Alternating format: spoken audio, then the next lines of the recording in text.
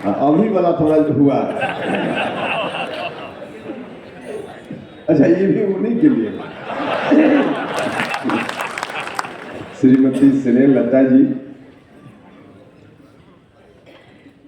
Party की वरिष्ठ नेत्री श्रीमती रेखा गुप्ता जी, पार्टी के युवा प्रकोष्ठ के बिहार के अध्यक्ष, जिनकी देख रेख में यहाँ की व्यवस्था चल रही है, हिमांशु पटेल जी, पार्टी की नेत्री श्रीमती श्वेता सुमन जी, साथी अजय कुशवाहा जी, चौधरी विनोद निषाद जी,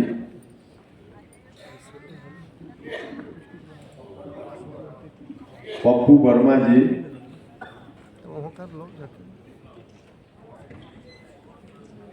और भी यहाँ सारे लोग बैठे हुए हैं, रिंकू सोनी जी, राजाराम गुप्ता जी, जीसू सिंह जी,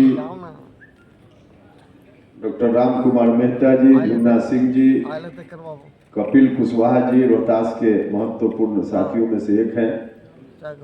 गौरव के लिखवा दो। हम पुकार सुना जी तो दूर है, तो इधर से हम बढ़ रहे हैं, इधर से बढ़ रहे हैं। वही तो कहे कि नाम आप लोग दिए नहीं ना, इसलिए परेशानी हो रही है। अपना जात लिखवा देना। बीसी पटेल जी, अशोक मेहता जी, अनंत कुमार गुप्ता जी, लिखवाओ ना। पार्टी के प्रदेश के महासचिव और प्रवक्ता राम पुकार सिन्हा जी, हम कोई वरिष्ठता के क्रम में नहीं बोल रहे हैं, जो जिधर से जहाँ तक मेरी नजर पहुंच रही है उस क्रम में हम बोल रहे हैं, इसलिए इसको वरिष्ठता से मत जोड़िएगा कि किनका नाम पहले ले लिए, किनका नाम बाद में ले लिए। उधर सफदर इमाम साहब हैं, पप्पू सिंह जी हैं, स्मृति कुमुद जी हैं, नंद कुमार सिंह जी हैं, रणधीर जी हैं, उनके बगल में चंदन जी बैठे हैं, बीच में महेंद्र बैठा जी, उधर सब छुपा हुआ था, महेंद्र बैठा जी बैठे हैं, डॉक्टर दीपक जी हैं, गनौर जी हैं, अब पीछे भी है लोग, अब छोड़ दीजिए, थोड़ा समय ज्यादा लगेगा।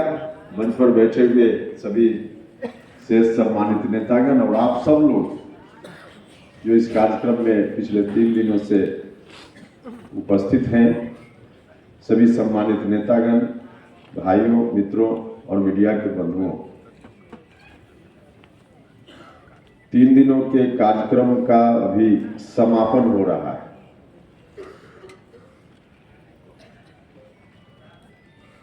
सभी वक्ताओं ने चर्चा की है, उन विषयों पर थोड़ी चर्चा मैंने प्रारंभिक भाषण में भी की थी और आज भी थोड़ी चर्चा करेंगे, लेकिन उसके पहले मैं 3 दिनों से जो इंतजाम हुआ है, जिस इंतजाम का ही परिणाम है, यहाँ बैठे हुए कुछ लोग ऊँघ रहे हैं, नींद आ रही है। इतना मिठाई, अब जब हिमांशु पटेल यहाँ से बोल रहे थे मिठाई का नाम, तो नाम सुनकर ही जब नींद आने लगे तो खाने के बाद क्या हो रहा है। हम तो मिठाई खाते नहीं हैं, लेकिन इतना अच्छा इंतजाम सब लोगों ने मिलकर किया। इस जिला के साथियों ने दिन रात मेहनत करके, हम लोग तो यहाँ भाषण सुन रहे थे, भाषण दे रहे थे, लेकिन इस जिला के साथी और भी अगल बगल के भी कुछ साथी वहाँ गेट के पास होते थे। बहुत सारे नेता लोग वहाँ जहाँ खाना बन रहा था वहाँ लगे हुए थे। तो जितने लोग लगे हुए थे इस व्यवस्था में, उनकी मेहनत का ही परिणाम है कि इतना अच्छे तरीके से हम सब लोग 3 दिनों तक यहाँ रहे हैं और कार्यक्रम हम सब लोगों ने किया है। उन लोगों की मेहनत का परिणाम है। अब इसमें हिमांशु पटेल और प्रशांत पंकज जी, ये 2 आदमी की भूमिका अब कंपैरिजन हम नहीं कर रहे हैं कि सबसे ज्यादा सबसे कम, लेकिन बहुत ऐसी भूमिका है जिसकी चर्चा होनी ही चाहिए। तो आप दोनों ने मिलकर इस कार्यक्रम को सफल बनाने में दिन रात एक किया, इस बात के लिए मैं, और अभी कोई 3 दिन नहीं, जब से कार्यक्रम में होना तय हुआ तब से, तो आप दोनों का मैं अपनी ओर से और यहाँ उपस्थित सभी लोगों की ओर से हृदय से धन्यवाद करता हूँ। बहुत ही अच्छा आपने किया। यहाँ अलग अलग जिम्मेवारी लोगों को दी गई थी, जिसमें आवास की व्यवस्था देख रहे थे चंदन बागची जी, संजय मेहता जी, चंदन जी, सोनू कुशवाहा जी, अर्जुन कुशवाहा जी और नालंदा जिला के और सभी साथी लोग। देखो एगो नाम गलती उसके अतिरिक्त ठीक है, जहां खाना बन रहा था उसकी व्यवस्था देख रहे थे भरत प्रसाद सिंह जी, अशोक मेहता जी, डॉक्टर जंग बहादुर सिंह जी, विनोद कुशवाहा जी, पप्पू वर्मा जी, रशीद अहमद जी, पप्पू चौधरी जी, राजगीर के साथी हैं पप्पू चौधरी जी, काफ़ी उत्साहित साथी हैं। इन्होंने, इन सब लोगों ने मिलकर काफ़ी मेहनत की। पानी की व्यवस्था देख रहे थे राम कुमार वर्मा जी, जो औरंगाबाद के साथी हैं। जो रजिस्ट्रेशन हो रहा था वहाँ, उस व्यवस्था को देख रहे थे देवेंद्र कुशवाहा जी, रामानंद जी, प्रतीक कुशवाहा जी, सुधीर जी, टुट्टू जी, इंद्रजीत जी और भी इनके साथ युवा साथी सब लोग देख रहे थे। बिजली की व्यवस्था देख रहे थे मनोज यादव जी, सचिन कुशवाहा जी। तो इस तरह से सब लोगों ने मिलकर अपनी देख रेख में इतना अच्छा इंतजाम किया। इसके लिए इन सभी लोगों का भी मैं हृदय से धन्यवाद करता हूं। और जिन लोगों के बारे में हिमांशु पटेल ने बताया कि किस साथी ने, जिला के साथियों ने अलग अलग जगह से कुछ कुछ सामान देकर हर तरह से इस व्यवस्था को सफल बनाने में सब लोगों ने सहयोग किया, तो उनका मैं अपनी ओर से भी धन्यवाद करता हूं। और इसमें एक साथी तो ब्रजनंदन प्रसाद कुशवाहा जी हैं उर्फ बाजू महतो जी। अभी मुझको थोड़ी देर जानकारी मिली कि इन्होंने 21,000 रुपया, नवादा जिला के साथी हैं, बहेरा कोई गांव है वात्सल्यगंज में, वहां से आते हैं, तो इन्होंने 21,000 रुपया इस काम में नगद के रूप में मदद की है। और इसके अतिरिक्त कैमूर के भी एक साथी हैं जिन्होंने 50,000 रुपया, राजकुमार जी हैं, उन्होंने 50,000 रुपया इस काम में पहले दिया है। तो इस तरह से इन सभी लोगों का हृदय से धन्यवाद है। आप सब लोगों ने मिलकर इस काम को सफल बनाया।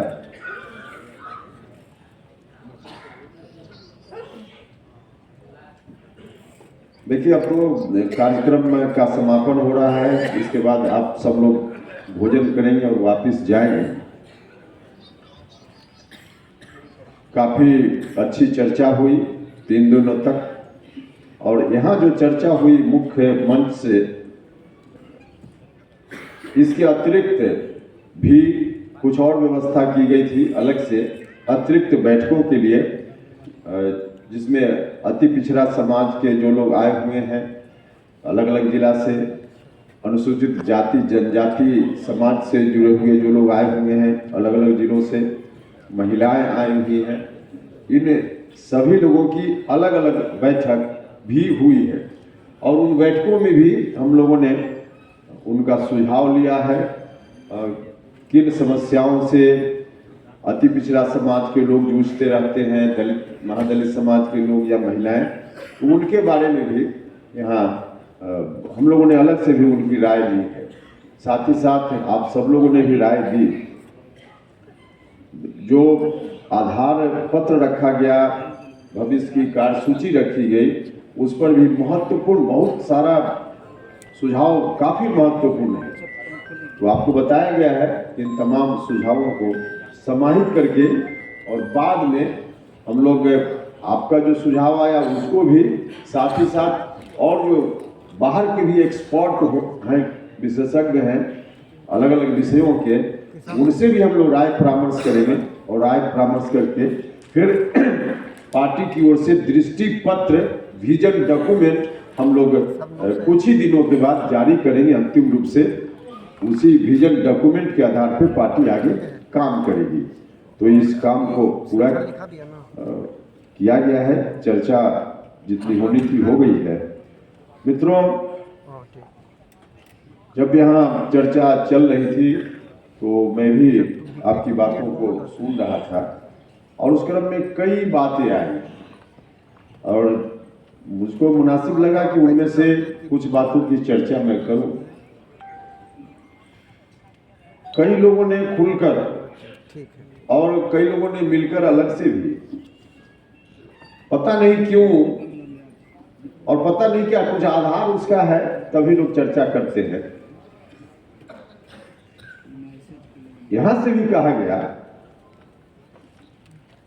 एक प्रस्ताव लेकर आप सब लोगों ने मुझको अधिकृत भी किया है अभी कि जो भी राजनीतिक निर्णय आगे लेना हो आप इस बात के लिए अधिकृत हैं, निर्णय लीजिए। लोग, मीडिया के लोग हमसे भी पूछते रहते हैं। अब बीच में मैं दिल्ली गया था, भारत सरकार के गृह मंत्री माननीय अमित शाह जी से मेरी मुलाकात हुई, वह बात भी चर्चा में आई। इसके पहले जब हम लोगों ने पार्टी नहीं बनाई थी तब दिल्ली के एक अस्पताल में मैं रूटीन चेकअप के लिए भर्ती था और भारतीय जनता पार्टी के 2-3 मित्र ऐसे ही मिलने के लिए चले गए। उस वक्त भी खबर, उस समय की मुलाकात को भी लोगों ने खबर बना दिया था। पार्टी बनाने के बाद तो चर्चा और आगे बढ़ गई।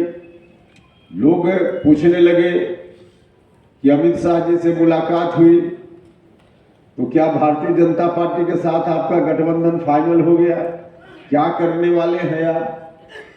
तो इस तरह के प्रश्नों का उत्तर जानने की जिज्ञासा लोगों के मन में रहती है और आप सब लोगों ने आज उसी संदर्भ में एक प्रस्ताव भी पारित किया, मेरे ऊपर जवाबदेही दी कि आप जब भी जो निर्णय लेना हो आप निर्णय लेने के लिए अधिकृत हैं। तो आपने मुझको अधिकृत किया, इसके लिए हम आपका धन्यवाद करते हैं।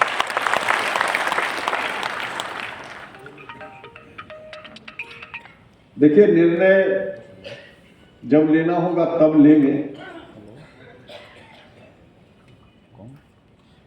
निर्णय लेने की कोई जल्दीबाजी नहीं है, अभी पार्टी के लिए काम करने की जल्दीबाजी है और उस दृष्टि से जल्दीबाजी शब्द पार्टी के लिए मैं इसलिए उसका इस्तेमाल कर रहा हूं क्योंकि लोकसभा चुनाव में अब बहुत वक्त नहीं है, साल भर से भी कम है। अब साल भर से कम, अभी हम कहते हैं कि पार्टी हम लोगों ने बनाई है, लेकिन फरवरी, मार्च, अप्रैल बीत गया, 3 महीना बने, 2.5 महीना लगभग हो गया। तो देखते देखते 2.5 महीना बीत गया, तो देखते देखते बाकी 10 महीना भी बीत जाएगा।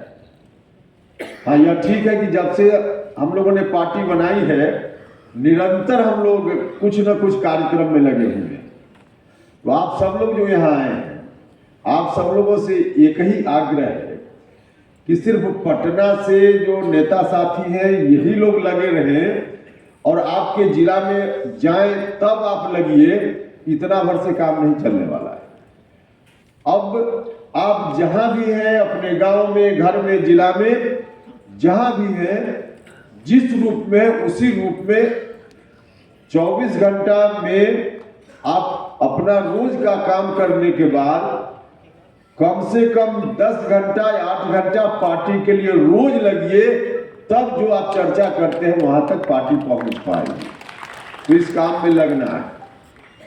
मैं कह रहा था कि एक सवाल जो लोग शंका व्यक्त करते रहते हैं, और यहाँ से भी कल भी एक साथी ने कहा, मिलकर भी लोग कहते रहते हैं कि जो भी निर्णय होगा भविष्य में आप लीजिएगा, लेकिन पार्टी को फिर से कहीं विलय कर दीजिए, इस बात का निर्णय नहीं लीजिएगा।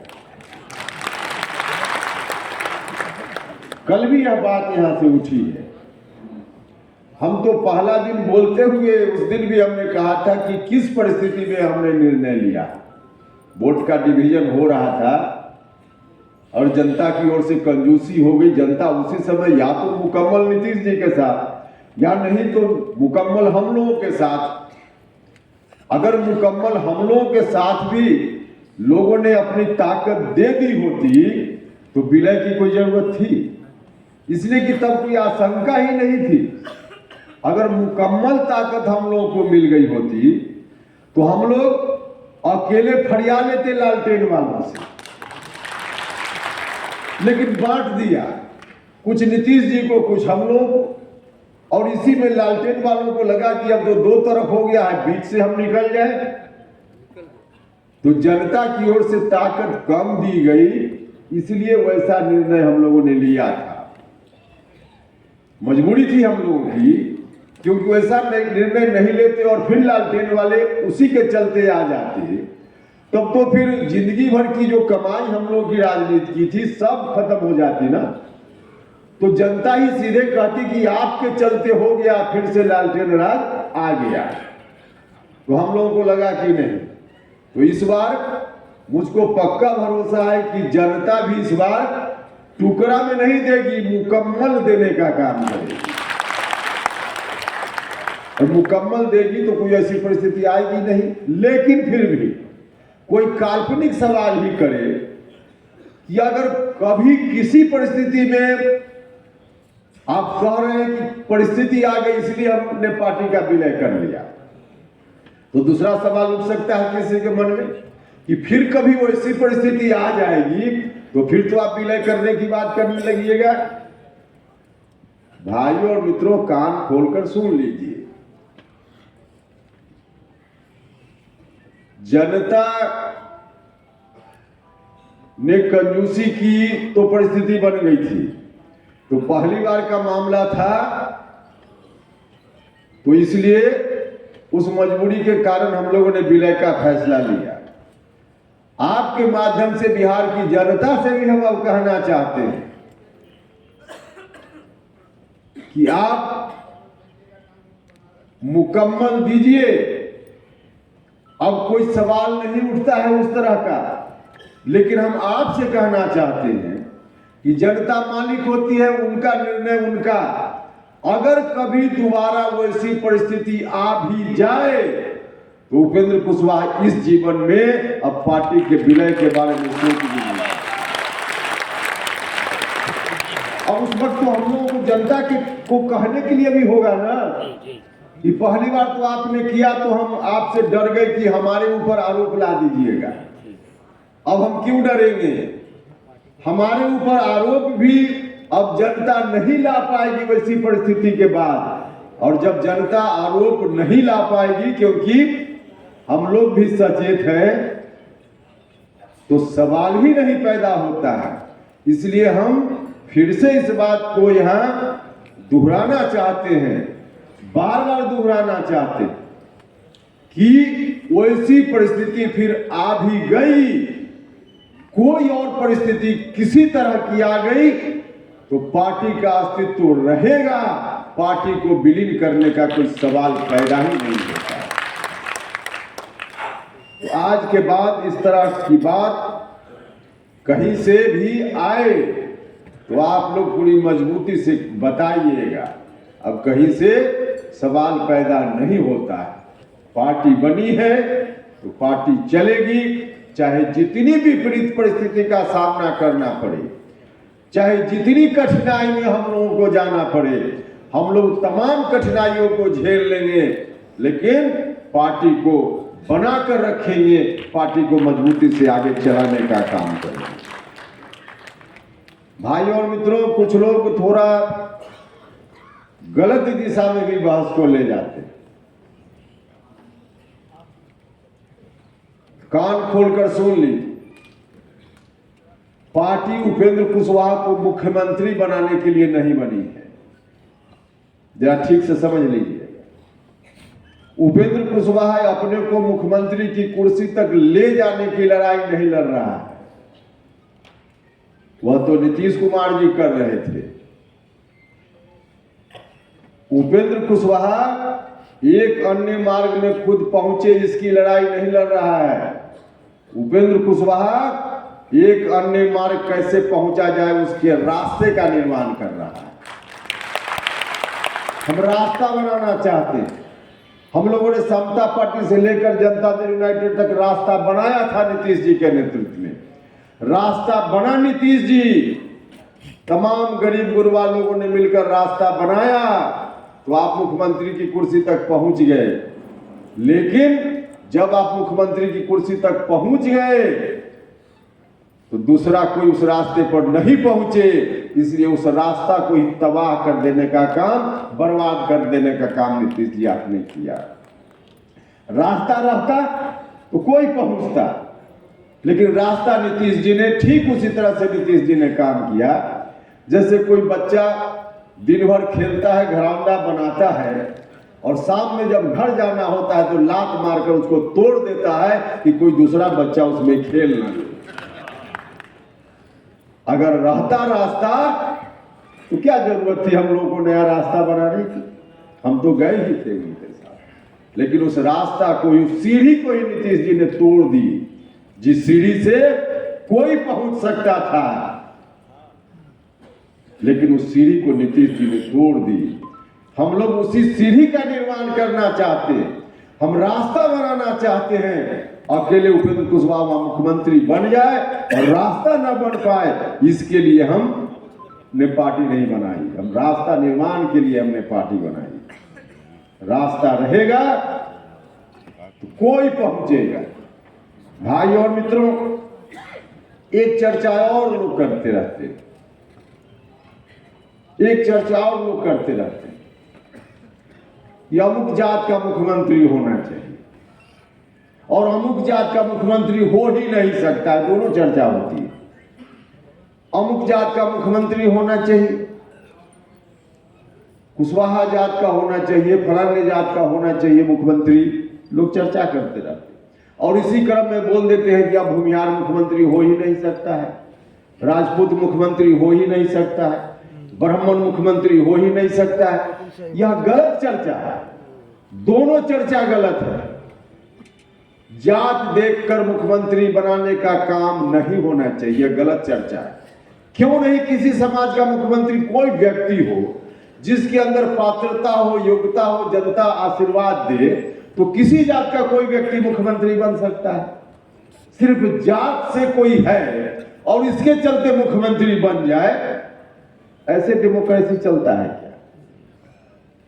और इस तरह से जनता का कल्याण हो सकता है क्या? नहीं हो सकता। सिर्फ जात देखकर अगर बैठाने का काम हो, लालू यादव जी का बेटा ही क्यों मुख्यमंत्री बने? योग्यता हो तो मुख्यमंत्री बने, पात्रता हो तो मुख्यमंत्री बने, लेकिन कोई किसी परिवार में पैदा हो गया तो मुख्यमंत्री बन जाए, कोई किसी जात में पैदा हो गया तो मुख्यमंत्री बन जाए। यह बात डेमोक्रेसी के खिलाफ बात है। यह बात हिंदुस्तान का जो संविधान है उसकी आत्मा के खिलाफ बात है। मुख्यमंत्री बनने के बाद कौन कितनी क्षमता के साथ क्या कर सकता है, किन विचारधारा के साथ लैस व्यक्ति जाएगा तो कल्याण होगा, अगर इन चीजों को हम विचारधारा से जोड़कर नहीं देखेंगे, व्यक्ति की योग्यता, कर्मठता और विचारधारा को एक साथ जोड़कर नहीं देखेंगे, सिर्फ जात की बात करेंगे, तो भले कोई मुख्यमंत्री बन जाए लेकिन जनता वही रह जाएगी जहां जनता आज खड़ी है। इसलिए हम बार बार कहते हैं कि विरासत को बचाने का काम करना। विरासत रहेगी, उस विरासत से ओत परोत लैस व्यक्ति जाएगा, तब जिस जनता की हम बात कर रहे हैं उस जनता की बात वहां हो पाएगी। नहीं तो कोई चला जाएगा तो कैसे हो पाएगा। इसलिए व्यक्ति की प्रमुखता नहीं है, विचारधारा की प्रमुखता है।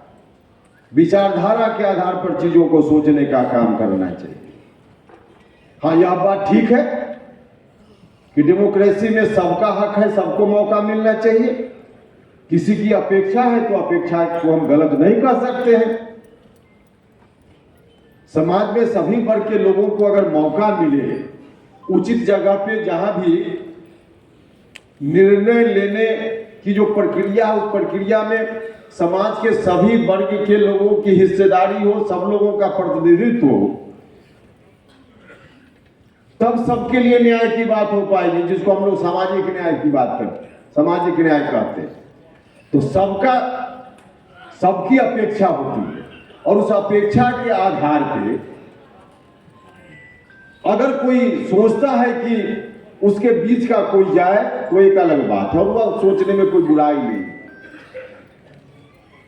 प्रतिनिधित्व के हिसाब से अगर है तो सब लोग सोच सकता है, उसमें कोई बुराई नहीं। और इसी सोच के तहत कभी त्रिवेणी संघ भी बना था। त्रिवेणी संघ इसी सोच के तहत बना था, और उस त्रिवेणी संघ में सोच थी, त्रिवेणी संघ के जो 3 सदस्य थे उसमें पहला सदस्य तो बिहार के मुख्यमंत्री की कुर्सी तक पहुंच गए, दूसरा भी पहुंच गया, और तीसरा अगर सोचता है तो इसमें कोई बुराई भी नहीं। लेकिन फिर बात वही आती कि सिर्फ इस कारण से नहीं, योग्यता, कर्मठता और विचारधारा इसके साथ हो तब ठीक है। अगर योग्यता नहीं हो, कर्मठता नहीं हो, विचारधारा नहीं हो, तो सिर्फ जात और परिवार के चलते किसी को मुख्यमंत्री बनाने की बात करना यह गलत है, यह गलत है। आज आप सब लोग पार्टी के नेता हैं, यहां आए हैं। जितना प्रस्ताव आप सब लोगों ने लिया है, उन तमाम प्रस्तावों में सभी प्रस्ताव महत्वपूर्ण हैं, लेकिन उन तमाम प्रस्तावों में कार्यक्रम से संबंधित जो एक बात यहां से कही गई है कि हमारी पार्टी युवाओं का कॉन्फ्रेंस करेगी, सम्मेलन करेगी, यह बात अपने आप में बहुत ही अधिक महत्वपूर्ण है।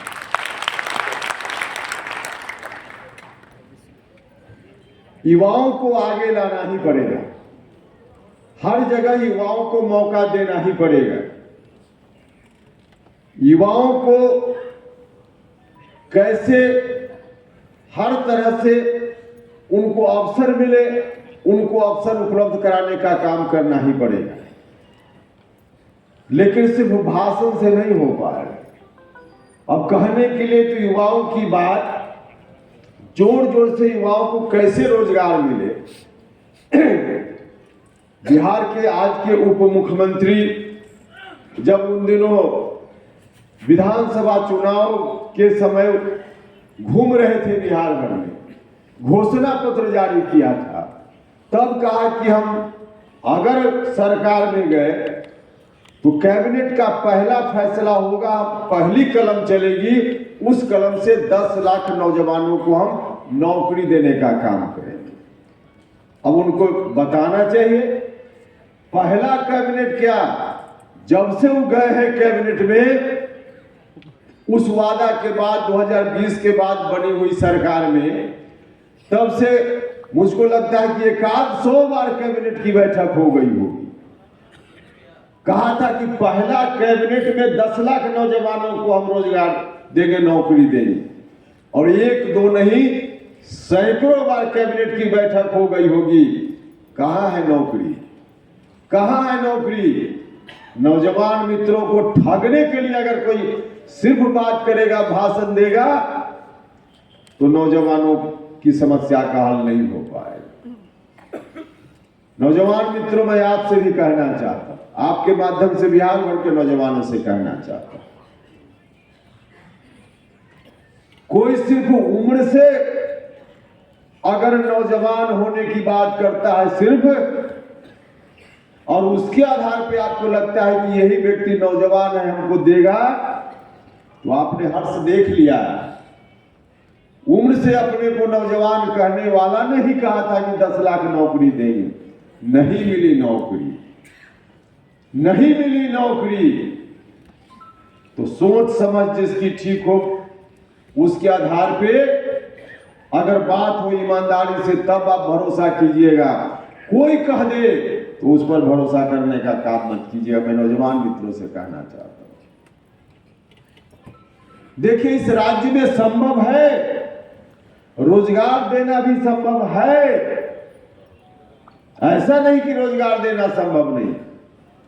हाँ यह ठीक है कि इस राज्य को जितना आगे बढ़ना चाहिए था नहीं बढ़ पाया, और नहीं बढ़ने के पीछे कई कारण हैं, जिसमें एक बड़ा कारण है कि आजादी के पहले से ही इस राज्य के साथ सौतेलापन का व्यवहार हुआ है।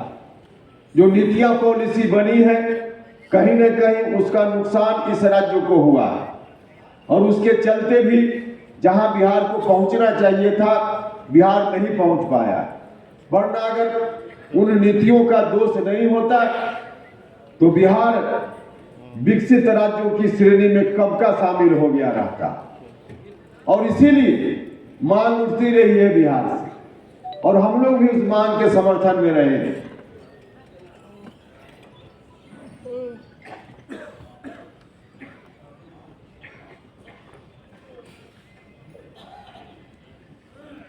मांग उठती रही है, बिहार का हक है।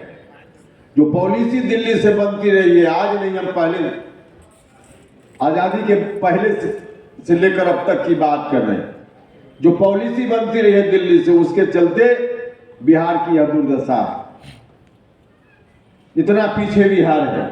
इसलिए हमारा हक है कि देश के अन्य जो पिछड़े राज्य कुछ हुए पहले, उनको भारत की सरकार ने समय समय पर विशेष राज्य का दर्जा देने का काम किया है।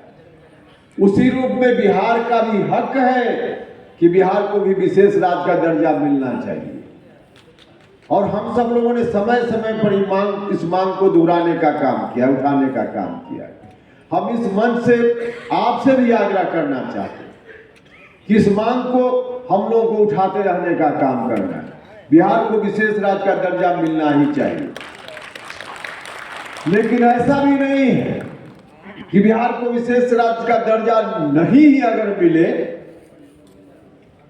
तो बिहार आगे नहीं बढ़ पाएगा, नौजवानों को रोजगार नहीं मिल पाएगा, ऐसा भी सच नहीं। अगर बुद्धि विवेक से काम लिया जाए, इच्छा शक्ति संकल्प शक्ति से मजबूत लोगों की सरकार हो बिहार में, तो बिहार बिना विशेष राज्य का दर्जा प्राप्त किए हुए भी आगे बढ़ सकता है। मैं एक छोटा उदाहरण आपको देता हूं। लोगों को, नौजवान लोग हमारे यहाँ के अधिकांश नौजवान डिग्री लेकर नौकरी की ओर घूमते रहते हैं।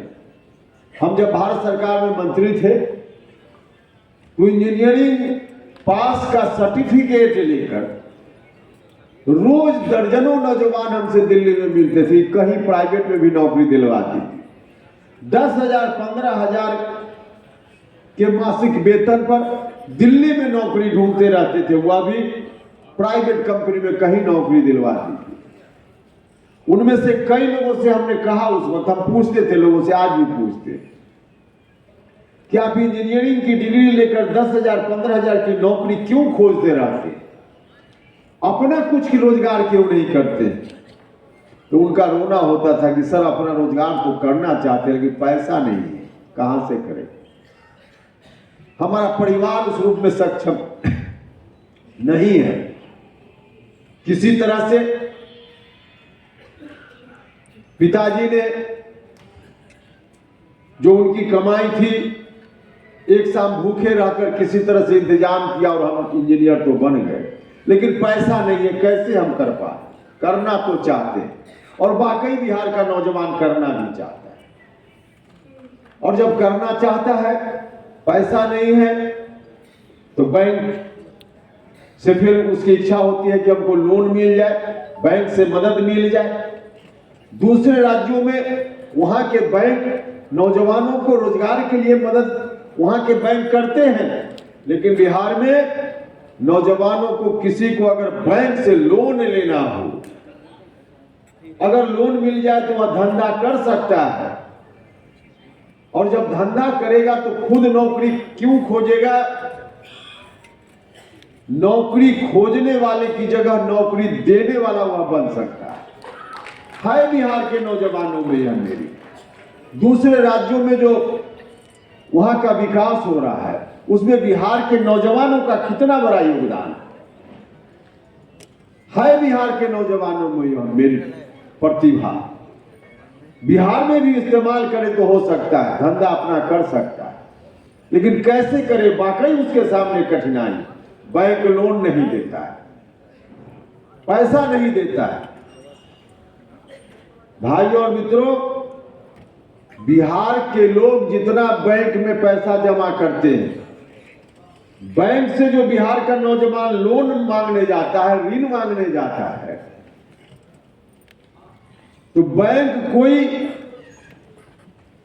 बाहर से पैसा लाकर बिहार के नौजवानों को दे, इसकी भी जरूरत नहीं है। ऐसा नहीं कि महाराष्ट्र का पैसा बिहार का नौजवान लोन के रूप में मांग रहा है।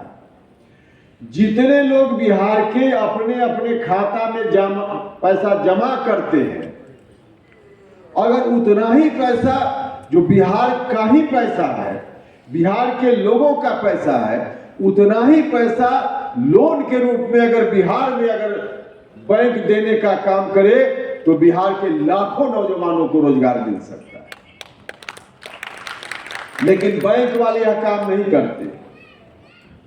बिहार का पैसा बिहार के लोग जो बैंक में जमा करते हैं, यहाँ का पैसा दूसरे राज्यों में ले जाकर और बैंक वाले लोग वहां के लोगों को धंधा करने के लिए और काम के लिए लोन देते हैं। और यह हम सिर्फ बातों में नहीं बोल रहे, तथ्यों के आधार पर बोल रहे हैं।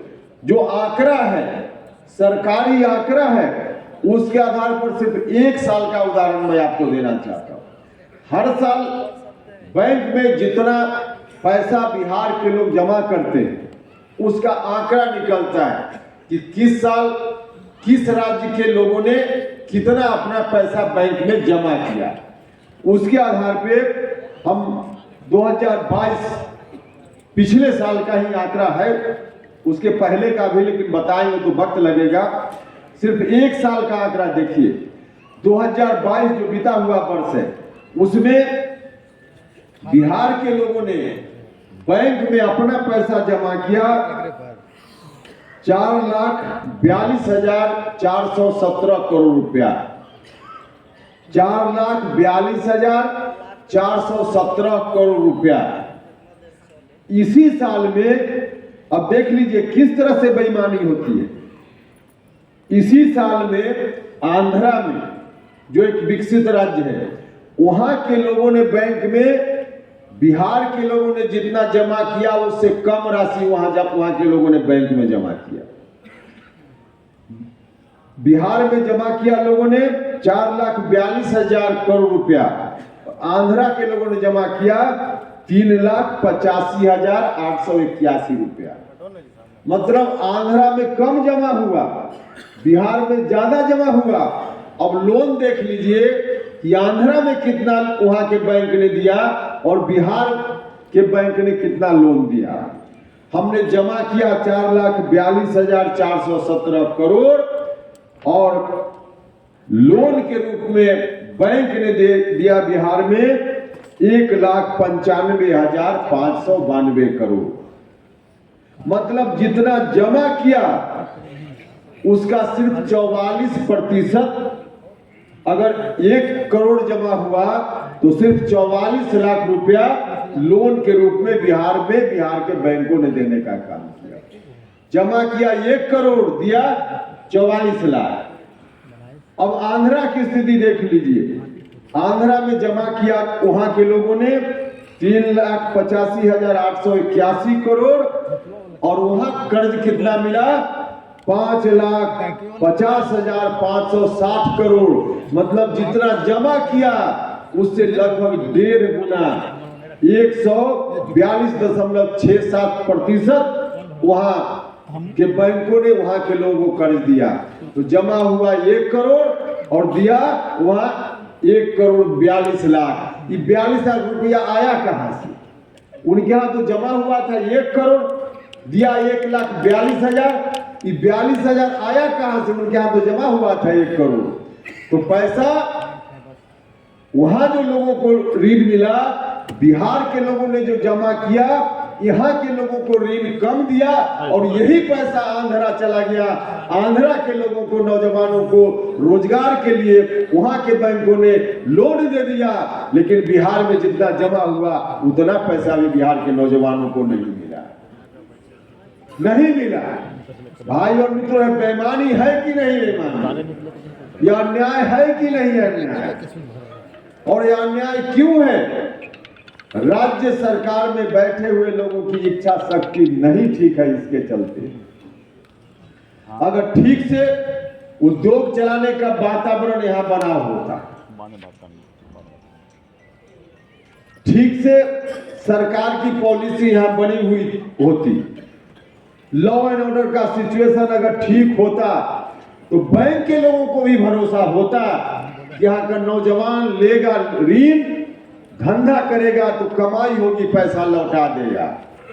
लेकिन बैंक वालों को भी ठीक से यहाँ भरोसा नहीं है कि यहाँ का नौजवान करेगा तो पैसा फिर किस रूप में लौट पाएगा। तो बैंक की एक तो बेईमानी है और राज्य सरकार उनको भरोसा दिलाने में भी कामयाब नहीं हो पा रही। कैसे हो पाएगी? जो लॉ एंड ऑर्डर का सिचुएशन है उसमें कोई भी व्यक्ति बाहर का आके भी यहाँ पूंजी निवेश करना चाहे तो नहीं कर सकता, क्योंकि जो स्थिति है पिछले कुछ दिनों से लॉ एंड ऑर्डर की जो स्थिति है सब लोग देख रहे हैं। कोई वातावरण नहीं है। उद्योग धंधा चलाने के लिए अगर कोई बाहर से आवे यहाँ तो 50 जगह ऑफिस दौड़ते दौड़ते वह भी थक जाएगा, लेकिन नहीं हो पाए। दूसरे राज्य में कोई चला जाता है, सिंगल विंडो सिस्टम वहां होता है। सिंगल विंडो सिस्टम मतलब कहीं एक जगह आवेदन करे कोई उद्योग चलाने वाला तो बिजली के कनेक्शन का आवेदन भी वहीं पर, वहां पानी के कनेक्शन का भी आवेदन वहीं पर, और जो भी जरूरत हो उसके लिए एक जगह आवेदन कीजिए, वहीं से सब सॉल्यूशन। बिहार में उस तरह का इंतजाम नहीं है, वातावरण नहीं है, इसके चलते यहाँ उद्योग धंधा नहीं पनप पा रहा है। पैसा का अभाव नहीं है, पैसा की कमी नहीं है। अगर इच्छा शक्ति मजबूत वाली सरकार हो जाए तो पैसा है हमारे पास, इस पैसा का इस्तेमाल करके बिहार के नौजवानों को रोजगार भी दिया जा सकता है, बिहार आगे बढ़ भी सकता है, बढ़ भी सकता है। लेकिन नहीं हो पा रहा। और इतना ही नहीं, पैसा का दुरुपयोग कैसे हो रहा है? जनता की गाढ़ी कमाई का जो पैसा है, जिस पैसा को बिहार की जनता देती है, सरकार उनको कहती है कि पैसा दीजिए आप टैक्स के रूप में, हम सड़क बनाएंगे, हम आपके यहाँ बिजली लाएंगे, हम सिंचाई का इंतजाम करेंगे। तो सरकार का यह आश्वासन होता है, फिर जनता टैक्स के रूप में पैसा देती है कि लीजिए आप इससे सड़क बनाइए, बिजली बनाइए और चीज भी बनाइए। तो टैक्स जनता देती है। जो पैसा कमाने वाले लोग हैं, इनकम टैक्स के नाम पर भी पैसा कमाता है कोई और, जनता पैसा कमाती है और सरकार के खजाना में देती है। इसी भरोसा के साथ देती है ना कि इसका इस्तेमाल सरकार हमारे कल्याण के लिए इसका इस्तेमाल करेगी। लेकिन उसका इस्तेमाल होता कहाँ है? होता कहाँ है? जनता की गाढ़ी कमाई का पैसा सरकार के खजाना में जमा हुआ, फिर एस्टीमेट बना सड़क बनाने का, 1 करोड़ का एस्टीमेट बना। जनता की गाढ़ी कमाई का पैसा तो सरकार के खजाना से 1 करोड़ निकल गया, लेकिन 1 करोड़ रुपया सड़क बनाने में खर्च नहीं हुआ। 1 करोड़ में से विधायक जी बैठे हुए हैं, 1 करोड़ में से कहीं कहीं एमपी साहब भी बैठे हुए हैं, और विधायक एमपी साहब कहीं कम भी बैठे हुए हों तो सरकार के एग्जीक्यूटिव इंजीनियर, बाकी इंजीनियरिंग विभाग और दूसरा विभाग उसी खजाने के पैसा का हिस्सा पहले उनको चाहिए कमीशन के रूप में, जो बचेगा उससे सड़क बनेगी, बाकी उनके कमीशन के बिना योजना पास ही नहीं हो पाएगी, पास ही नहीं हो पाएगी। एक योजना बता दे कहीं कोई बिहार में जो बिना कमीशन दे हुए योजना सैंक्शन हो गई हो, और 100 रुपया अगर एस्टीमेट में आया तो 100 का 100 में 90 रुपया भी अगर खर्च हो गया हो वास्तव में, तो कोई एक उदाहरण भी बता दे। इस पैसा को बचाने का काम किया जा सकता है, इस पैसा को बचाने का काम किया जा सकता है। तो बिहार की जनता मेहनत करती है, टैक्स देती है, और यह इस टैक्स से जो सरकारी अधिकारी हैं उनकी इमारत बनती है। उनका बेटा पढ़ता है दिल्ली के डीपीएस स्कूल में, देहरादून के स्कूल में, और जिनके पैसा से इनका बच्चा वहां पढ़ता है, जो पैसा देने वाले लोग हैं, उनका बच्चा उसी सरकारी विद्यालय में, जहां क्या हो रहा है सब लोगों को मालूम है। इसमें कहां कोई बहुत रॉकेट साइंस है जो समझने में दिक्कत है। पैसा बिहार के लोगों के पास है, इस्तेमाल ठीक से नहीं हो रहा, इस्तेमाल ठीक से नहीं हो रहा। इसके चलते ऐसी स्थिति है। नीतीश कुमार जी बार बार दावा करते कि हम सुशासन चला रहे हैं। सुशासन का क्या मतलब? जिस राज्य में इतनी वित्तीय अनियमितता हो, इसको सुशासन की सरकार कहा जाएगा? वित्तीय कुप्रबंधन है, वित्तीय अनियमितता है। इस सरकार को कहीं से सुशासन की सरकार नहीं कहा जा सकता। सुशासन का मतलब सिर्फ लॉ एंड ऑर्डर का मामला नहीं, उस स्तर पर भी फेल है, लेकिन वित्तीय मामलों में क्या दुर्दशा है। जनता की कमाई का पैसा कहां जा रहा है? आखिर कैसे नहीं गरीब लोग गरीब होते रहे, कैसे नहीं अमीर लोग अमीर होते रहे। अब 17-18 साल बीत गया नीतीश जी, 17-18 साल बीत गया। इतना वक्त आपको मिला, और ऐसा नहीं हम नालंदा की धरती पर खड़ा है तो ऐसा नहीं है कि नीतीश जी में जिस हम योग्यता पात्रता की बात करते हैं कि मुख्यमंत्री बनने के लिए होनी चाहिए, नीतीश कुमार जी में योग्यता पात्रता नहीं थी, ऐसा हम यह भी नहीं कह रहे। नीतीश जी में इतनी योग्यता पात्रता थी, और इसलिए हम लोग भी उनके पीछे खड़ा होकर जननायक कर्पूरी ठाकुर जी के निधन के बाद खड़ा होकर नीतीश कुमार जिंदाबाद करने में लग गए थे। उनमें थी इतनी योग्यता, लेकिन उस योग्यता का, उस एनर्जी का इस्तेमाल नीतीश जी ने बिहार की जनता के कल्याण में नहीं लगाने का काम किया। उस एनर्जी का इस्तेमाल नीतीश जी अपनी कुर्सी कैसे बची रहे, इस काम में उन्होंने अपनी पूरी क्षमता का इस्तेमाल कर दिया। अगर इसमें नीतीश कुमार जी ने अपनी क्षमता का इस्तेमाल किया होता ठीक से, तो ठीक है, 5 साल के बाद उनको दोबारा कुर्सी नहीं मिलती, संभव है। कभी कभी आदमी को जोखिम भी उठाना चाहिए, संभव ऐसा हो सकता था, लेकिन उतने दिनों में जनता का जो वादा था, इतना काम नीतीश जी भी कर सकते थे कि आगे आने वाले दिनों में नीतीश जी का नाम उस रूप में इतिहास में दर्ज हो सकता था। आज प्रधानमंत्री बनने की बात कर रहे हैं। अगर सच में उस रूप में नीतीश कुमार जी ने काम किया होता, जो उनके अंदर क्षमता थी, ठीक से बिहार के लोगों के हितों की दिशा में उन्होंने अगर काम किया होता, तो नीतीश जी वाकई भारत के प्रधानमंत्री बन सकते थे। लेकिन अब कहां? 17-18 साल अवसर इन्होंने गमा दिया। जितना बिहार की जनता का नुकसान इन्होंने किया, इतने दिनों में खुद का भी नुकसान कर लिया। और यह बात ठीक ही है कि कोई अगर दूसरे का नुकसान करे, जो कहा जाता है कि कर्मों का फल मिलता है, कुछ लोग कर्मों का फल इस जन्म के बाद मिलता है ऐसा विश्वास करते हैं, लेकिन कर्मों का फल इस दुनिया के बाद वाली दुनिया में मिलता है कि नहीं मिलता है मुझको नहीं मालूम। अपनी करने का फल इसी दुनिया में लोगों को मिल जाता है। जो सीधा उदाहरण नीतीश जी का, गरीब जनता जिन लोगों ने मिलकर इनको बनाया, जिस रूप में इन्होंने शासन चलाया, उस जनता की बर्बादी अगर हुई तो नीतीश जी आपका भी नुकसान हुआ। जनता बिहार आगे नहीं बढ़ पाया, जनता वही की वही रह गई। तो आप भी जो प्रधानमंत्री बनने का एक अवसर आपके लिए हो सकता था, उसको भी खोने का काम आपने किया। संभव था और आज कह रहे घूम रहे हैं देश भर में।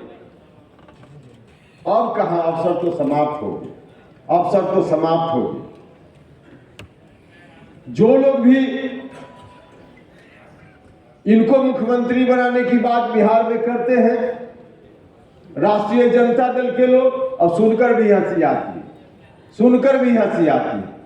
एक तो नीतीश जी ने खुद जिस आधार पर नीतीश जी खड़े थे, आधार को समाप्त कर लिया। अब राष्ट्रीय जनता दल के लोग इनके बारे में क्या क्या कहते रहे। देखिए, जिन शब्दों का इस्तेमाल हम लाख नीतीश जी के राजनीतिक रूप से विरोध में चले जाएं, लेकिन उन शब्दों का इस्तेमाल उपेंद्र कुशवाहा नीतीश जी के लिए कभी नहीं कर सकता है। उन शब्दों का इस्तेमाल राष्ट्रीय जनता दल के लोगों ने तब नहीं सिर्फ किया जब नीतीश जी उनसे अलग थे, जब नीतीश जी उनके साथ हो लिए, महागठबंधन की सरकार में आ गए नीतीश कुमार जी, राष्ट्रीय जनता दल के साथ गठबंधन बना लिया, तब भी राष्ट्रीय जनता दल के लोगों ने उनके लिए किन किन शब्दों का प्रयोग किया। उस तरह के शब्दों का प्रयोग उपेंद्र कुशवाहा तो कभी नहीं कर सकता है। पहले भी किया, सरकार बनने के बाद भी किया। पहले किस रूप में उनके बारे में पलटू राम, मुझको भी जब कोई कहता है तो अंदर से इस मंच से भी कई लोग बोल देते हैं। व्यक्तिगत रूप से ऐसे शब्दों के समर्थन में मैं नहीं खड़ा रह सकता, चाहे किसी के लिए इस्तेमाल किया गया, लेकिन इस तरह के शब्दों का इस्तेमाल नीतीश जी के लिए किसने किया था? उन्हीं लोगों ने किया था जिसको नीतीश जी आज कंधा पर लेकर दिल्ली और बंगाल घुमा रहे हैं। उन्हीं लोगों ने किया था। और जब सरकार बन गई महागठबंधन के साथ, तब क्या क्या राष्ट्रीय जनता दल के नेताओं ने कहा? राष्ट्रीय जनता दल के नेताओं ने ही इनको भिखमंगा कहा, इनको बेशरम कहा, न जाने क्या क्या कहा, शिखंडी कहा। अब बताइए, राष्ट्रीय जनता दल के लोगों से, मीडिया के बंधु जरा पूछिएगा उनसे, अब जो आप कह रहे हैं कि प्रधानमंत्री बनेंगे नीतीश जी, सुना है कि राष्ट्रीय जनता दल के पटना कार्यालय के सामने किसी ने होर्डिंग्स लगाया है कि प्रधानमंत्री बने। पूछिएगा उनसे कि आप जिनके प्रधानमंत्री बनने की बात कर रहे हो, देश भर में कह रहे हैं कि घूम रहे हैं, तो क्या कहकर वोट मांगिएगा इनके लिए उत्तर प्रदेश, पश्चिम बंगाल, दिल्ली, आंध्रा में जाकर के? कि हम उसी के लिए वोट मांगने के लिए है जो व्यक्ति शिखंडी है, जो व्यक्ति बेशरम है, जो व्यक्ति भिखमंगा है, उनके लिए वोट मांगने जाइएगा? पूछिएगा जरा राष्ट्रीय जनता दल के लोगों से। तो राष्ट्रीय जनता दल के लोग अब इनको घुमाए चल रहे हैं। अब पता नहीं ये घुमाए चल रहे हैं कि राष्ट्रीय जनता दल इनको घुमा रहा है कि घुमा रहा है। अभी तो वही दोनों फड़िया हैं, कंधा पर लेकर ये भी घूम रहे हैं। और लालू जी ऐसा आशीर्वाद देते हैं, ऐसा आशीर्वाद देते हैं जैसे महाभारत जो हम लोग सीरियल देखते थे और उसमें कोई ऋषि मुनि आता, हाँ ठीक है, अब ऐसा आशीर्वाद देते हैं। सुना कल भी कि आए स्वस्थ हो जाए लालू जी, मेरी कामना है, बीमार है स्वस्थ हो जाए तो आए। और जब नीतीश जी गए, कोई चिंता मत करना हम हैं। अरे भैया, अगर यही चिंता करनी थी तो 20 साल पहले ही, 18 साल पहले ही आप लोग फरिया लेते। बीच में बिहार की जनता को क्यों लाया? 18 साल दोनों मिलकर के जो जनता को पीस दिए, इसकी क्या जरूरत थी? गलबहिए करना था, आशीर्वादें लेना देना था, तो उसी वक्त कर लेते। हम लोग सोचते उस समय कि क्या करना है। तो इस रूप में सारा अवसर इन्होंने खो दिया है। अब कह रहे हैं उसका कोई अर्थ नहीं, कोई अर्थ नहीं है भाइयों और मित्रों। तो इस रूप में चल रहे हैं और एक से एक निर्णय ले रहे हैं, उल्टा पलटी निर्णय, उल्टा पलटी निर्णय। कभी अगर इतिहास लिखा जाएगा कि बिहार के किस मुख्यमंत्री ने सबसे ज्यादा उल्टा पलटी निर्णय लिया, तो नीतीश कुमार जी का नाम सबसे ऊपर आएगा। उल्टा पलटी निर्णय। अभी हाल में एक निर्णय लिया, हाल में एक निर्णय लिया। देखिए, कोई भी निर्णय लेते हैं तो सिर्फ अपने राजनीतिक स्वार्थ को ध्यान में रखकर निर्णय लेते हैं, सिर्फ वोट को देखकर निर्णय लेते हैं, और कोई दूसरे के हित की बात उसमें नहीं होती है। दूसरे के हित की बात बिल्कुल नहीं, सिर्फ अपना राजनीतिक स्वार्थ तात्कालिक रूप से कैसे पूरा हो, इस बात को ध्यान में रखकर नीतीश जी निर्णय लेते हैं। अब एक निर्णय इन्होंने लिया है, एक पूर्व माननीय सांसद को जेल से बाहर किया। अब उसमें गलत किया सही किया, उस पर मेरी कोई टिप्पणी नहीं है, लेकिन अगर उनके समाज के जो रिहा हुए हैं, उनके समाज के भाई बंधु अगर यह इस गलत फहमी में हो कि उनकी रिहाई हो जाए, इस नियत से नीतीश कुमार जी ने निर्णय ले लिया, तो समाज के लोग बड़े खुश हो अगर हो रहे हो तो गलत फहमी निकाल लीजिएगा। ठाकुर धर्मेंद्र जी बैठे हुए, ब्रजेंद्र पप्पू जी, इस मकसद से उन्होंने नहीं निर्णय लिया कि आपका कोई अगर परिवार का सदस्य जेल में बंद है तो उसको बाहर कर दे, इस नियत से नहीं। अरे नियत उनका है, देख लीजिए, उनकी नियत है अलग। राघोपुर विधानसभा क्षेत्र जो वैशाली जिला का एक क्षेत्र है, ठीक से पता कर लीजिएगा, जहां से तेजस्वी यादव विधायक बनते हैं, उस क्षेत्र में राजपूत समाज के लोगों का, उनकी बड़ी संख्या है राजपूत समाज के लोगों की। पिछली बार 2020 विधानसभा चुनाव के पहले ठाकुर धर्मेंद्र जी को ज्यादा याद होगा, एक व्यक्ति जो चाहता था राष्ट्रीय जनता दल में आना, राष्ट्रीय जनता दल में जाना, वह भी राजपूत समाज से, और उनकी इच्छा थी कि हम राष्ट्रीय जनता दल में चले जाएं और महनार विधानसभा क्षेत्र से हम या हमारे परिवार की कोई व्यक्ति उम्मीदवार हो जाए। राष्ट्रीय जनता दल से टिकट चाहते थे। तेजस्वी यादव जी से बात हो गई, मुझको मालूम है पक्के तौर पर, तेजस्वी जी से बात हो गई। अब तेजस्वी यादव ने इस भरोसा पर, और उसमें थोड़ी सच्चाई भी थी कि अगर इनको हम शामिल कर लेंगे, देखिए उनका नाम भी आप लोग जानते हैं, रामा सिंह जो एमपी भी रह चुके हैं, रघुवंश बाबू को हरा करके वैशाली से एमपी हुए थे, बाहुबली है। उनकी कोशिश थी कि हम राष्ट्रीय जनता दल में चले जाएं, अपनी धर्म पत्नी को उम्मीदवार बनाएं। तेजस्वी यादव से बात हो गई, तेजस्वी यादव जी को यह लगा, और लगा तो कुछ ठीक लगा, उसमें कोई गलत नहीं लगा, कि इनको शामिल कर लेंगे तो राघोपुर विधानसभा क्षेत्र में, उसी जिला में है महनार और राघोपुर, तो राघोपुर विधानसभा क्षेत्र में राजपूत समाज का वोट कुछ हमको मिल जाएगा, या नहीं भी मिलेगा तो समाज के लोग थोड़ा हमारे प्रति नरम हो जाएंगे, तो तेजस्वी यादव को विधायक बनने में आसानी हो जाएगी। यह वहां खेल था, और इस खेल को समझकर उस समय रघुवंश बाबू जिंदा हुआ करते थे। रघुवंश बाबू, लालू यादव जी